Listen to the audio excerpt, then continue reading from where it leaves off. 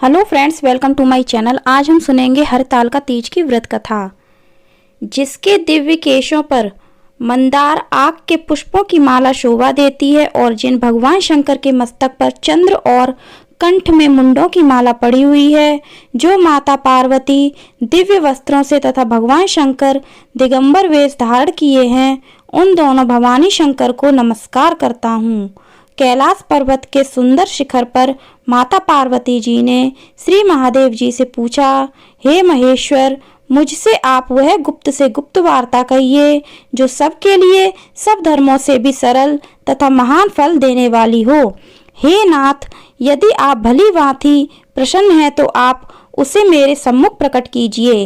हे जगन्नाथ, आप आदि मध्य और अंत रहित हैं, आपकी माया का कोई पार नहीं है। आपको मैंने किस भांति प्राप्त किया है, कौन से व्रत तप या दान के पुण्य फल से आप मुझको वर रूप में मिले।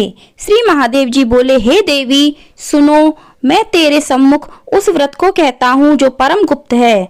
जैसे तारागणों में चंद्रमा और ग्रहों में सूर्य, वर्णों में ब्राह्मण, देवताओं में गंगा, पुराणों में महाभारत, वेदों में साम और इंद्रियों में मन श्रेष्ठ है, वैसे ही पुराण और वेद सब में इसका वर्णन आया है, जिसके प्रभाव से तुमको मेरा आधा आसन प्राप्त हुआ है। हे प्रिय, उसी का मैं तुमसे वर्णन करता हूँ, सुनो। भाद्रपद भादो मास के शुक्ल पक्ष की हस्त नक्षत्र संयुक्त तृतीया तीज के दिन इस व्रत का अनुष्ठान मात्र करने से सब पापों का नाश हो जाता है। तुमने पहले हिमालय पर्वत पर इस महान व्रत को किया था, जो मैं तुम्हें सुनाता हूँ।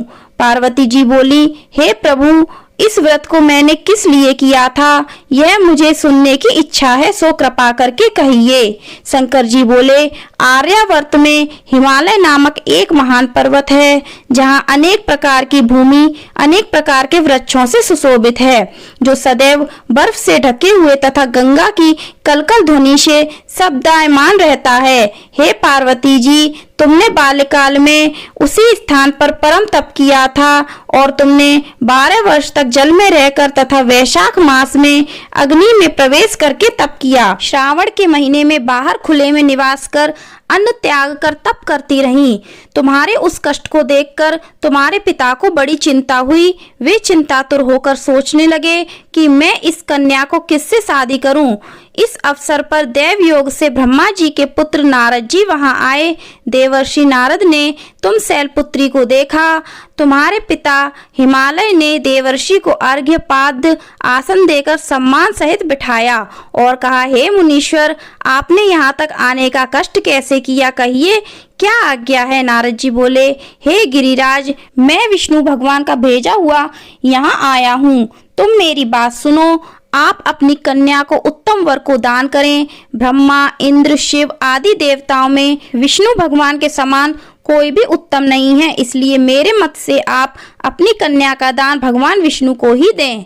हिमालय बोले, यदि भगवान वासुदेव स्वयं ही कन्या को ग्रहण करना चाहते हैं और इस कार्य के लिए आपका आगमन हुआ है, तो वह मेरे लिए गौरव की बात है। मैं अवश्य उन्हें ही दूंगा। हिमालय का यह आश्वासन सुनते ही देवर्षि नारद जी आकाश में अंतर्धान हो गए और शंख, चक्र, गदा, पद्म एवं पीतांबरधारी भगवान विष्णु के पास पहुँचे। नारद जी ने हाथ जोड़कर भगवान विष्णु से कहा, प्रभु, आपका विवाह कार्य निश्चित हो गया है। इधर हिमालय ने पार्वती जी से प्रसन्नता पूर्वक कहा, हे पुत्री, मैंने तुमको गरुड़ ध्वज भगवान विष्णु को अर्पण कर दिया है। पिता के इन वाक्यों को सुनते ही पार्वती जी अपनी सहेली के घर गईं और पृथ्वी पर गिरकर अत्यंत दुखित होकर विलाप करने लगीं।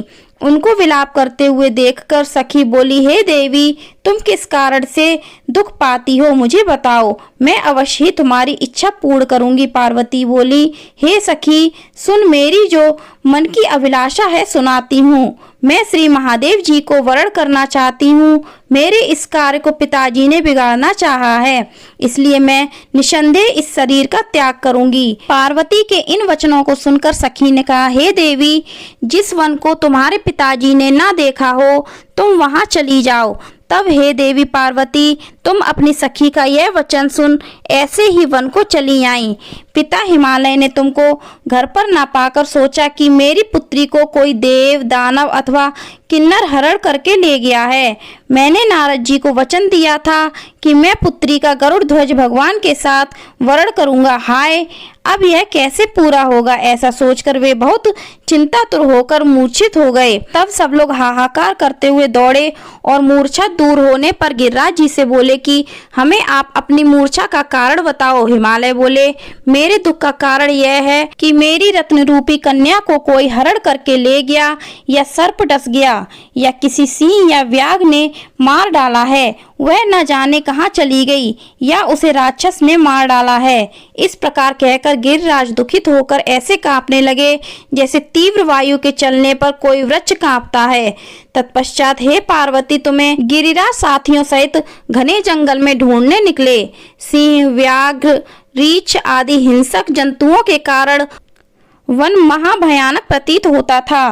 तुम कभी सखी के साथ भयानक जंगल में घूमती हुई वन में एक नदी के तट पर एक गुफा में पहुंची। उस गुफा में तुम अपनी सखी के साथ प्रवेश कर गईं, जहां तुम अन्न जल का त्याग करके बालू का लिंग बनाकर मेरी आराधना करती रहीं। उस समय पर भाद्रपद मास की हस्त नक्षत्र युक्त तृतीया के दिन तुमने मेरा विधि विधान से पूजन किया तथा रात्रि को गीत गायन करते हुए जागरण किया। तुम्हारे उस महाव्रत के प्रभाव से मेरा आसन डोलने लगा। मैं उसी स्थान पर आ गया जहां तुम और तुम्हारी सखी दोनों थीं। मैंने आकर तुमसे कहा, हे वरानने, मैं तुमसे प्रसन्न हूँ, तू मुझसे वरदान मांग।